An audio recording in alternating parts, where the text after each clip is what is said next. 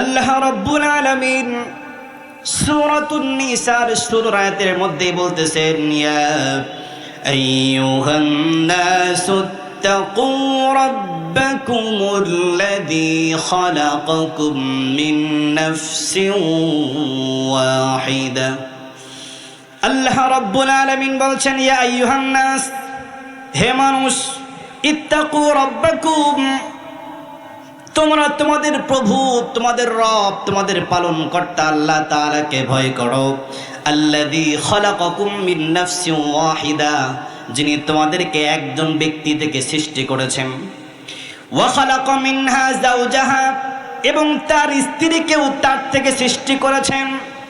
এরপরে রব্বুল আলামিন জানায়া দিলেন, ওয়াবাসসা মিনহুমা রিজালান কাসীরান ওয়া নিসাআ।